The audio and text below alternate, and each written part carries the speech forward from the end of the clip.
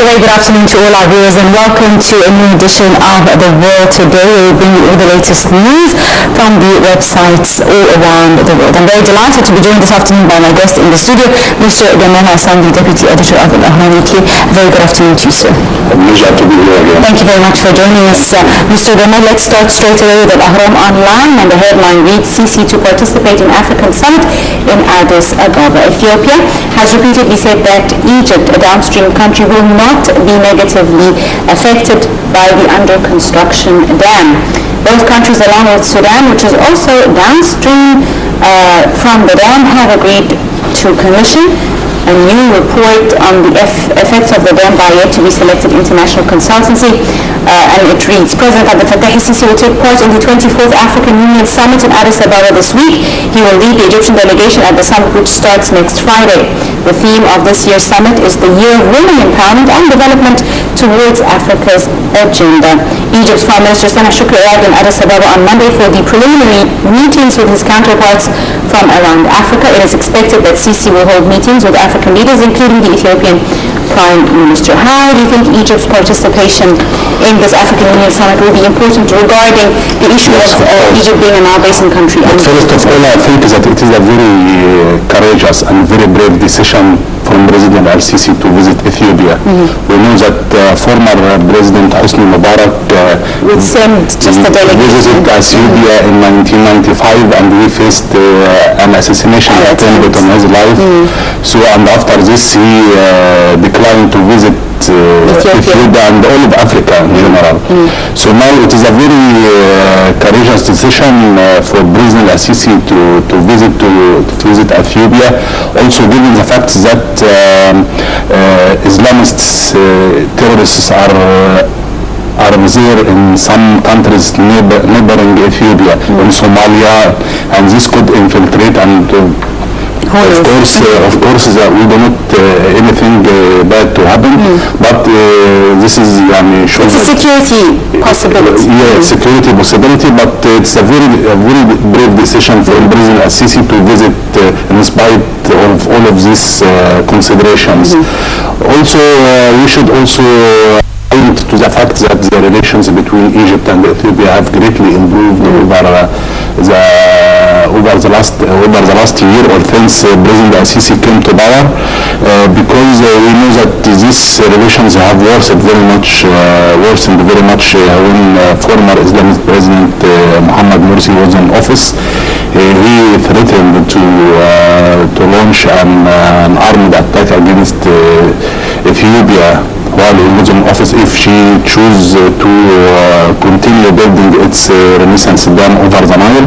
But now we think that the relations have improved greatly, and that when President al-Sisi, there could be an initial agreement between Egypt and Ethiopia over the Nile water, that Egypt will admit the right of Ethiopia to build this dam, and at the same time Ethiopia will do its best to ensure that this dam will not affect Egypt's quota of the River Nile, annual quota of the River Nile, I think estimated at 55 billion cubic meters each year, every year. Also, before I come here, I got news that African foreign ministers now meeting in Addis Ababa have decided to support Egypt to get a seat in the Security Council, a non-permanent seat in the Security Council. And I think if this news came true, it would be a very good step for the Egyptian foreign policies. Indeed, absolutely. Yeah. Right, Mr. Gamal, the New York Times, the headline reads, Gunfire heard as security forces surround Tripoli hotel. Security forces surrounded a hotel in Libya's capital Tripoli that was reportedly attacked by gunmen on Tuesday, and gunfire was heard.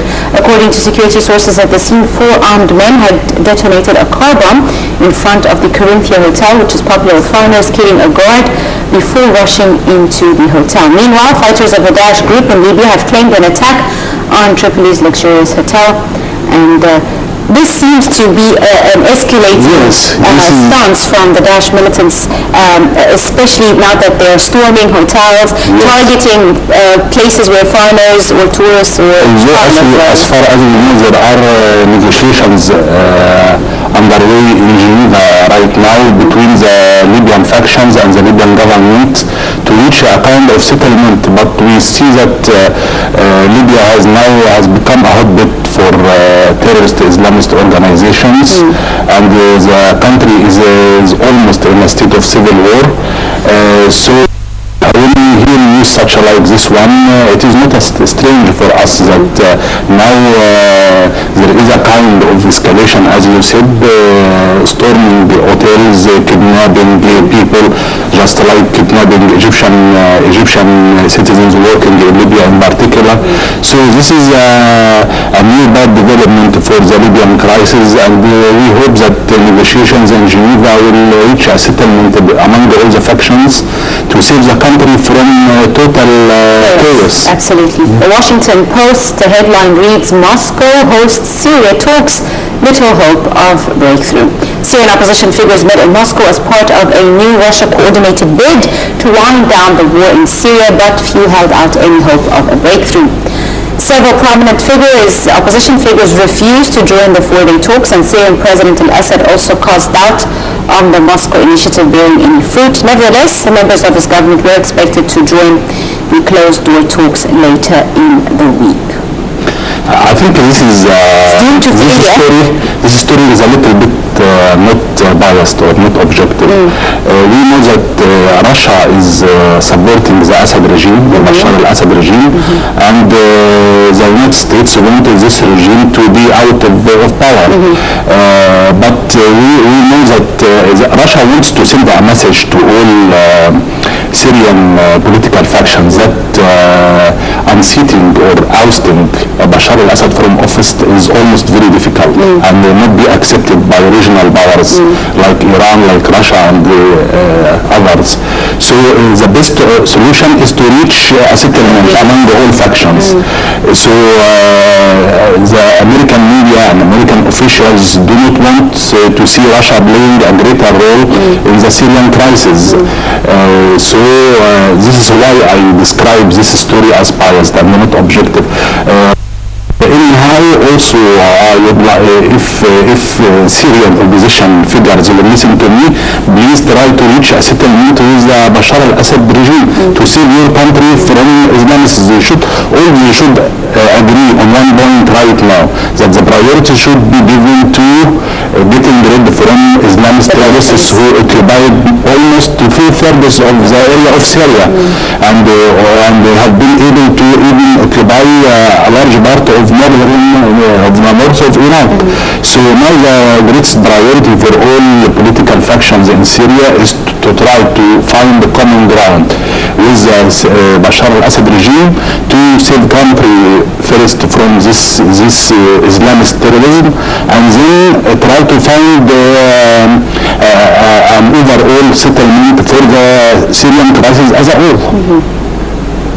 We know that the Syrian crisis has left more than 2 million Syrians as refugees. Plus the internally displaced Syrians as well. Of course, so we do not want the Syrian crisis to continue for more years, because this causes troubles for all of the Middle East and even for all of the entire world, as we have seen in France, in other European countries, in Australia, in Canada.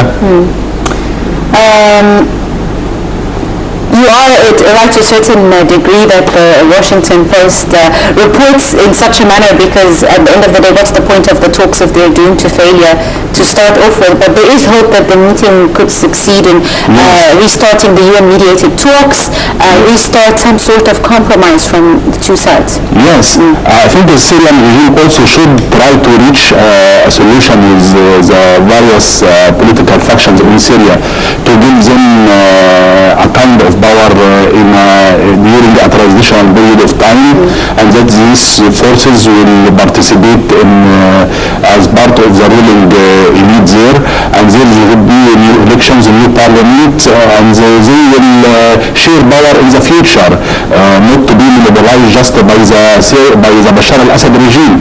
And this way they could reach a kind of acceptable democracy in the country.